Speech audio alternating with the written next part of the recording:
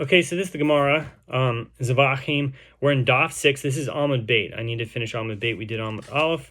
So at the end of Aleph, it says, Rav Huna bar Yehuda said to Rava, say the Braita means that the offering atoned for the transgression of the person. Now we're in B. But it did not atone for him before heaven. It said, it is not accepted by God as a perfect offering. Didn't we learn in a Mishnah with regard to the purification process of a leper in Nagaim 14:10? The verse states, and the rest of the oil that is in the priest's hand shall be put on the head of the one that is to be purified, to make atonement for him before the Lord. Leviticus 14:18. This teaches that if the priest placed the oil on the leper's head, it atoned for him and he is purified. But if he did not place the oil on his head, it did not atone for him. This is the statement of Rabbi Akiva. So Rabbi Yochanan ben Nori says, placement of the oil on the leper's head is a non-essential mitzvah. Therefore, whether the oil was placed on his head or whether it was not placed on his head, it atoned for him. But the verse describes the leper blame as though it did not atone for him. The Gemara comments, what is the meaning of the phrase, as though it did not atone for him? So if we say that it is necessary for the leper to bring another offering of oil, didn't you say that whether the oil was placed on his head or whether it was not placed on his head, it atoned for him? Rather, the meaning of the statement is as follows. It atoned for the person, but did not atone for him before heaven. So here too, with regard to one who sacrificed an offering without placing his hands on its head, the Braita apparently means that the offering atoned for the owner's transgression, even if it did not atone for him before heaven. So the Gemara rejects this suggestion. There too, with regard to the purification process of a leper, one can explain that the oil atoned for one matter and did not atone for another. It atoned, in other words, the placement of the oil on the leper's right thumb and big toe, which was performed, affected its atonement.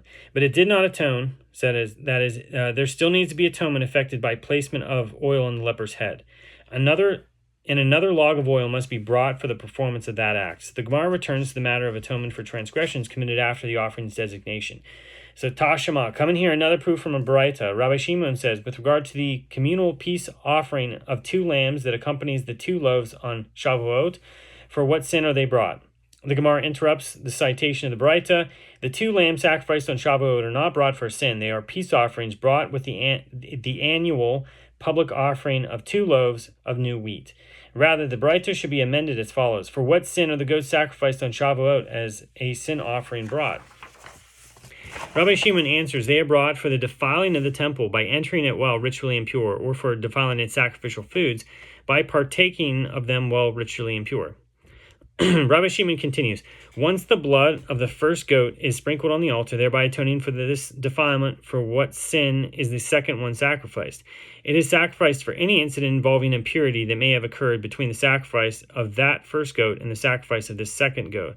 Based on this, say that the Jewish people should have had to sacrifice their offerings at all times and at every moment.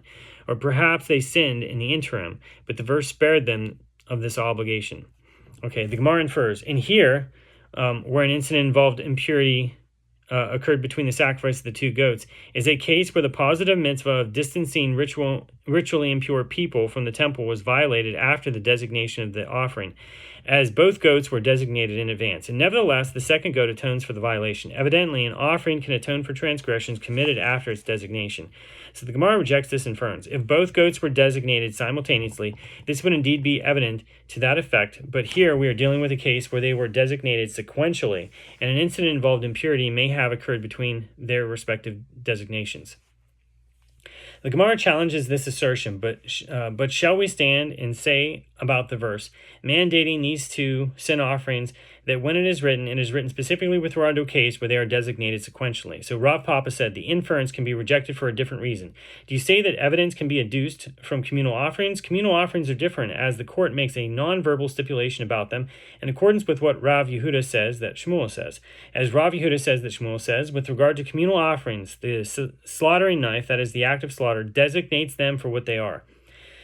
The court stipulates that the second goat be consecrated as it is sacrificed, and it therefore atones for incidents of impurity that occur beforehand. So individual offerings, by contrast, are all designated in advance. So Rav Yosef, son of Rav Shmuel, said to Rav Papa, but does Rabbi Shimon accept the opinion of the court? The opinion that the court can make a non-verbal stipulation about communal offerings.